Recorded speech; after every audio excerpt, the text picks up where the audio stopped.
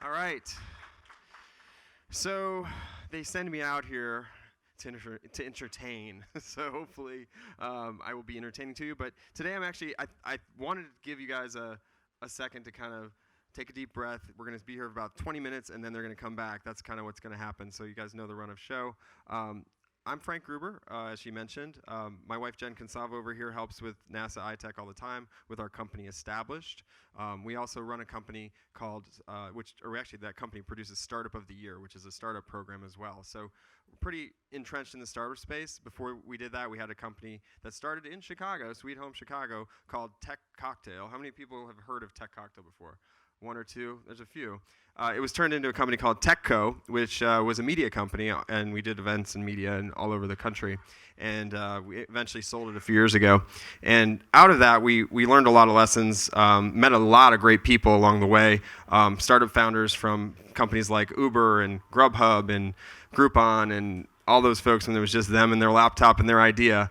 And now, they're making news every single day. Some good, some bad.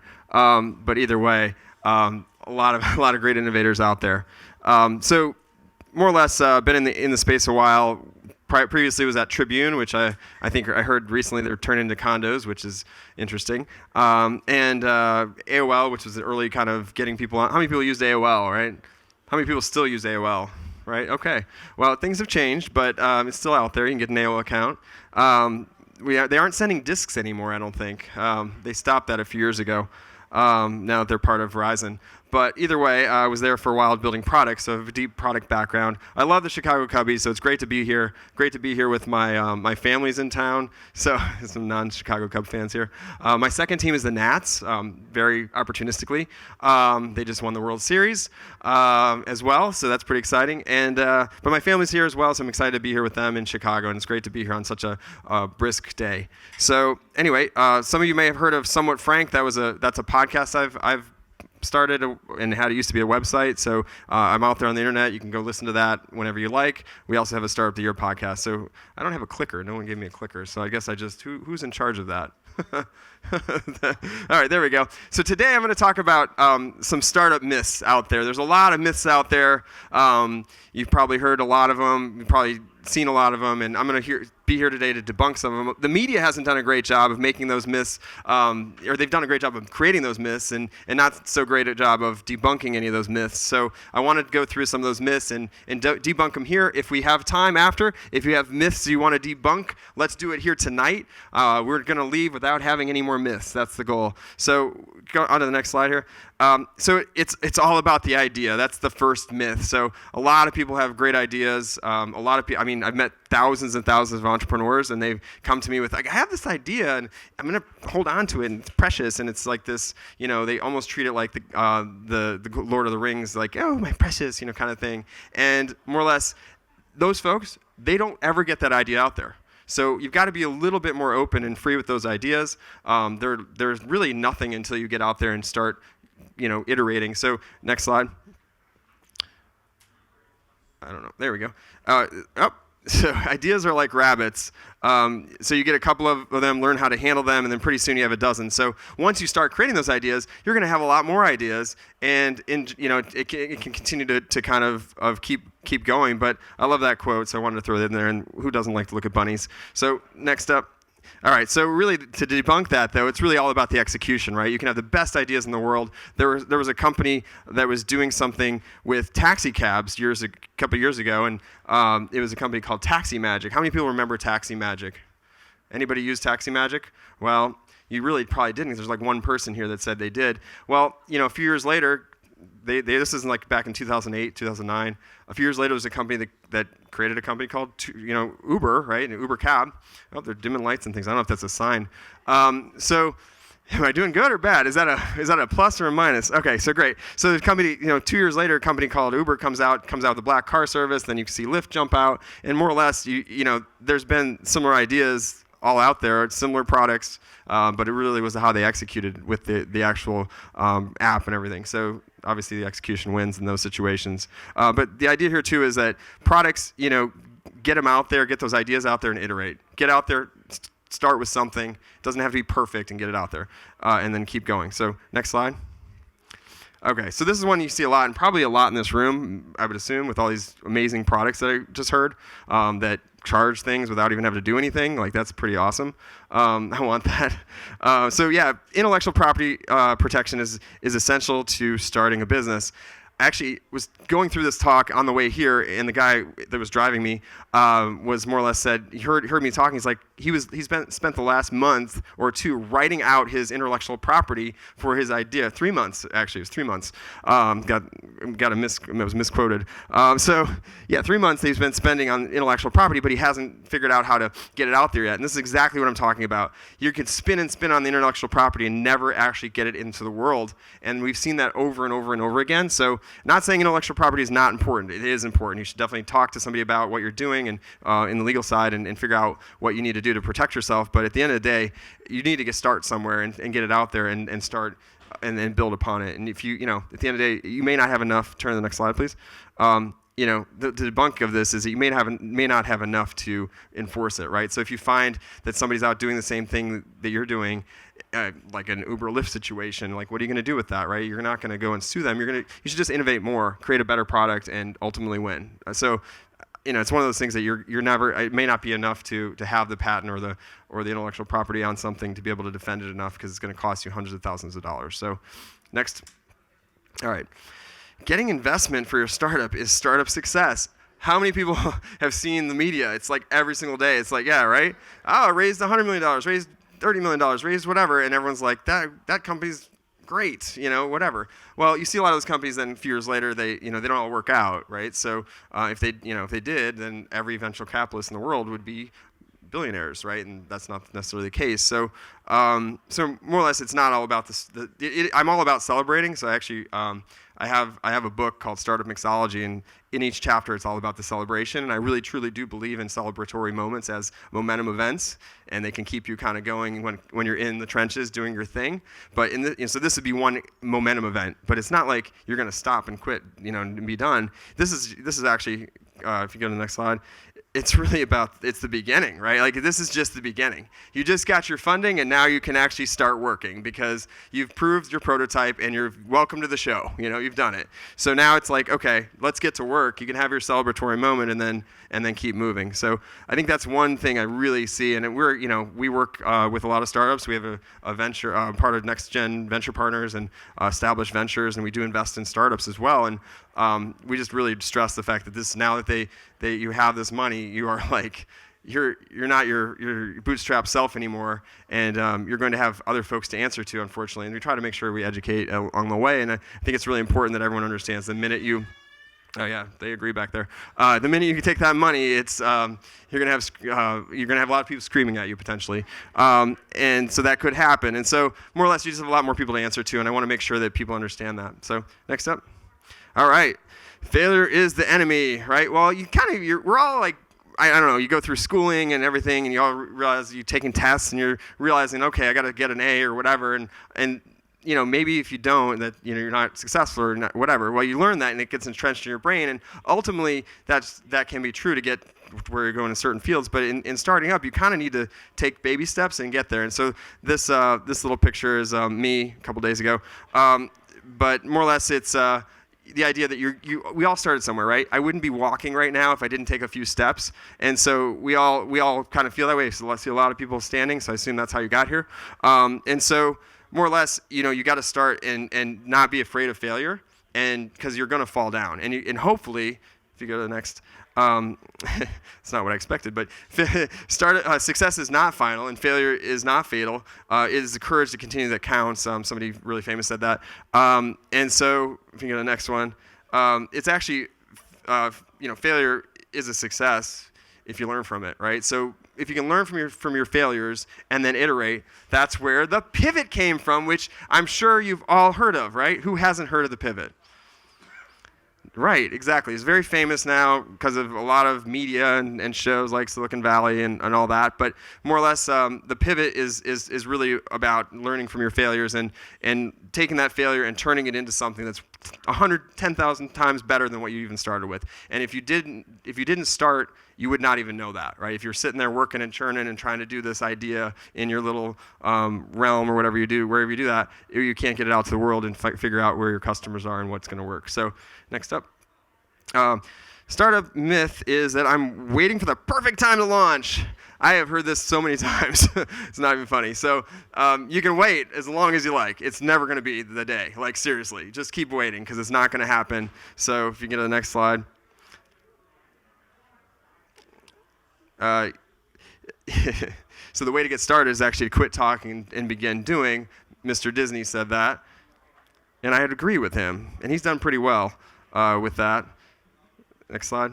All right, so to debunk that is today is the best time to start, literally. Today. Not tomorrow, not the next day, not the week after Friday, whatever. It's today because there's never going to be a great day to start. There's always going to be some other thing. There's always going to be some other distraction. There's always going to be maybe the Cubs playing or that thing happening or whatever. So the best thing to do is to start, but start small, start working on it, and build the foundation and work and build it up versus thinking, okay, I've got to get the perfect thing out there in the world immediately. This slide presentation is a great example of that. Just wrote this like 10 minutes ago. So it's working out great so far. You're still here.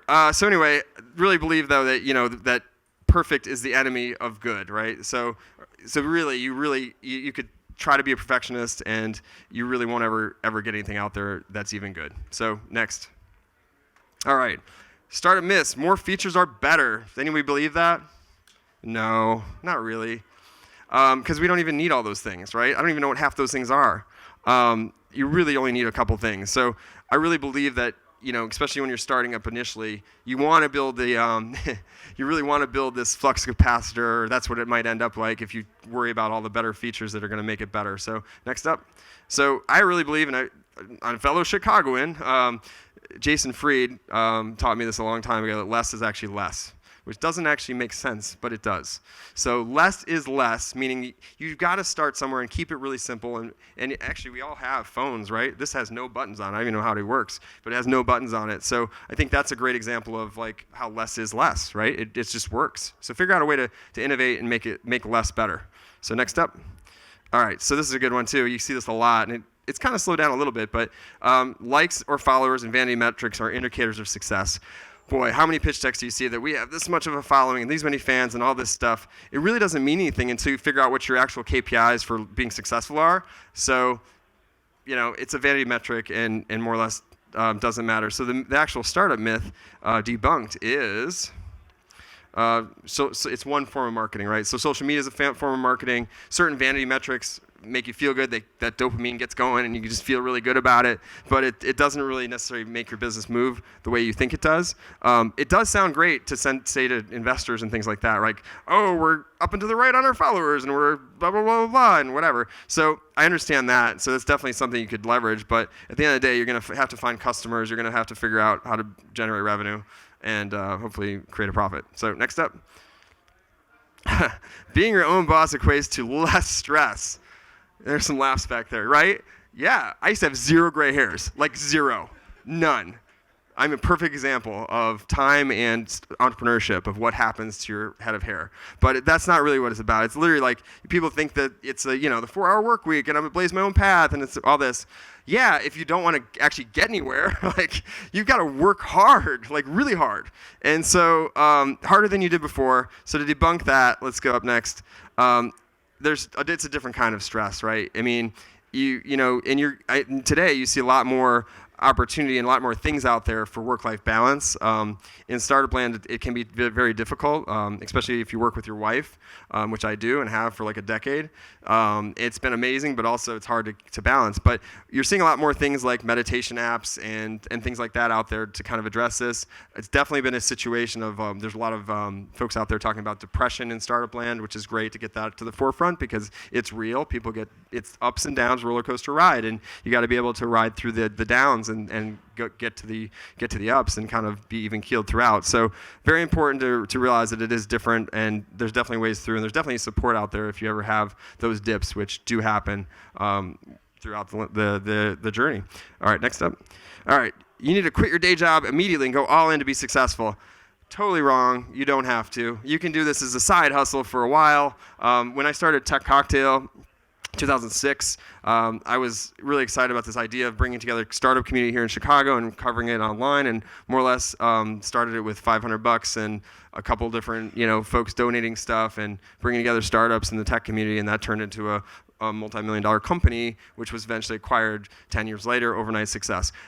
So basically, so you got to hang with me, you get it. This side's a little, yeah, you're a little quicker over here. I don't know, maybe the mic's pointed that way. Either way, you get the idea that you basically don't have to quit your day job. You can start something on the side, start dabbling, because ultimately it doesn't have to be perfect. It could be, I don't know if you guys know, but like, you can do both, right? For a while, Groupon started as the point as a WordPress website. Indenaro, which is a QuickBooks kind of competitor, started with literally a Google form, and they were just collecting information. So you don't need it to be perfect. You can start on the side, figure out what works, and then actually create a company when it's ready to go. All right, startup. Starting up is for male 20-somethings. No, look at this room. So, I mean, it's a great set of how that's not the case necessarily, but you do see it glorified in the media and on every television show and everything you're seeing. So not seeing a lot of hoodies here, so that's pretty cool, but no offense to hoodies. Next up, there's actually, besides me just saying that, there's actual data. The average age of startup founders in the 40s is actually 41, which is how old I am, so that's perfect. But that's not why I'm saying that, but it is really a true statement. There's also a lot more minorities and women-led companies now than there ever have been, and that's great because actually there's studies that show that diversity in startup land actually creates a better company. Yes, it does, because we aren't all thinking the exact same thing all the time, so that's amazing. So. When you're trying to start a company, I feel like you should definitely try to go outside your comfort zone and find people that are not just like you. Next up. Oh, those are all the myths. So I got through all of them. Anybody want to debunk any more myths? Are we good? How are we doing on time? I have no idea. Okay, 4 minutes. Anybody have any? You got one? Okay, what is it? Yeah. You are your own boss, yes. No, you're not. You're not. You're not your own boss. You're actually managing now. You're the boss of your employees, actually, which is crazy to say. So now you're even more not your boss than you were before. So that's a great point to add to that.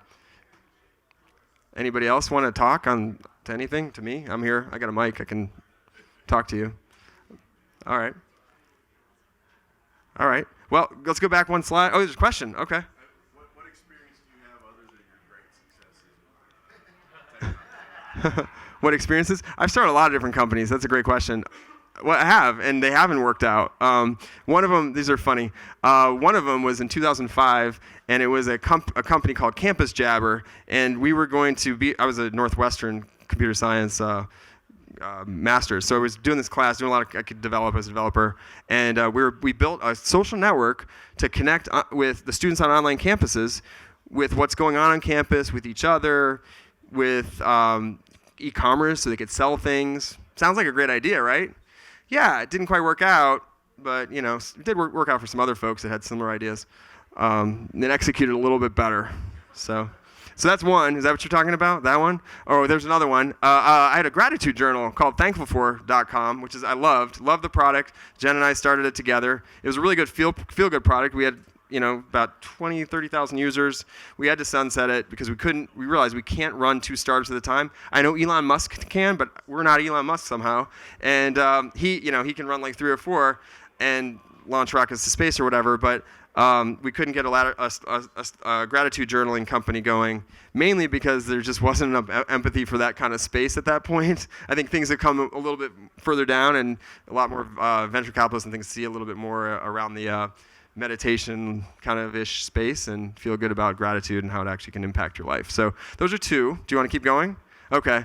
I could be here all day. I got lots of ideas, lots of bunnies. Yep. Being a startup means that you get to travel. Yep. You get to eat out, you get to drive a nice car. Yes. None of that is Okay. ramen noodles. All right. So the myth is that it's glamorized to be in a startup, just like, because we all watch Ballers, right? That's just like being in a startup, or Silicon Valley or whatever, and we drive our Teslas and our fast cars and we fly from place to place or whatever. Only if you're certain entrepreneurs that raise between 30 to $500 million in venture, and then all of a sudden you're billionaires or whatever. So, so anyway, yeah, it can happen, but it's not necessarily the case. It's very, very much a small percentage. And now I'm seeing people jump back in the room. So let's flip back one slide to the other one that has my information on it. Okay, so thank you very much for listening to me today. Here's my information if you want to connect with me, Frank Gruber at frank@est.us. Thank you everyone for listening on the live stream, and here's my contact information. Definitely check out some of my podcasts, and thank you very much, Kira, for having me, and to the NASA iTech team. So.